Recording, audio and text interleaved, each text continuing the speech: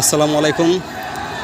দেখুন, জুলাই ঘোষণাপত্র সংশোধন, সংযোজন এবং জুলাই সনদের আইনি ভিত্তির দাবিতে জুলাই যোদ্ধারা, যারা আহত যোদ্ধা রয়েছে এবং শহীদ পরিবার রয়েছে,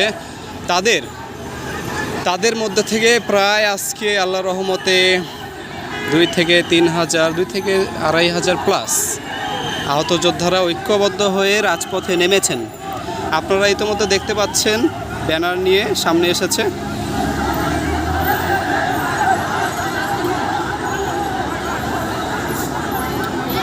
ইনশাল্লাহ জুলাই যোদ্ধারা যদি একসাথে থাকতে চায় অথবা একসাথে থাকে, তাহলে অনেক অসাধ্যই সাধন করা সম্ভব। ইনশাল্লাহ সম্ভব। আমাদের মাঝে নারী নেতৃবৃন্দরাও রয়েছে, সকলেই জুলাই যোদ্ধা। এখানে রয়েছে স্কুল, কলেজ, ভার্সিটি, মাদ্রাসা, অফিস, আদালত, উকিল, অনেক ধরনের আহত রয়েছে। অনেক পেশাজীবী মানুষেরা এখানে আহত হিসেবে রয়েছেন, যাদের সকলেই এমআইএসভুক্ত, সকলেরই এমআইএস কার্ড রয়েছে।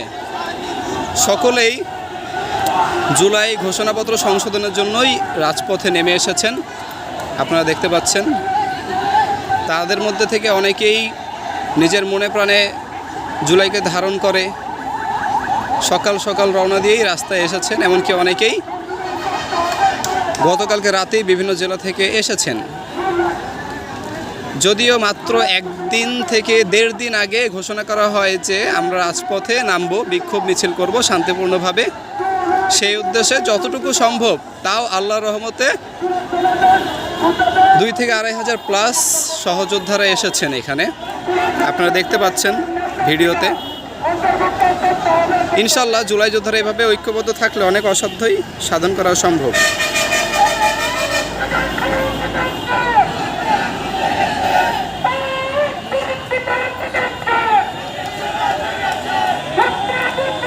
জুলাই ঘোষণাপত্রে সংশোধন করে আমাদেরকে জাতীয় বীর খেতাব দিতে হবে শহীদদেরকে, এবং বীর খেতাব দিতে হবে জুলাই আহতদের।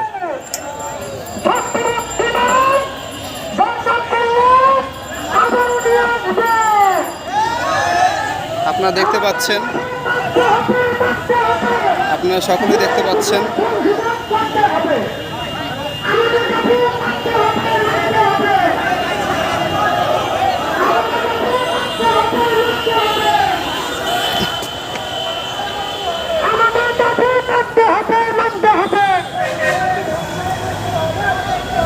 অনেক বড় মিছিল।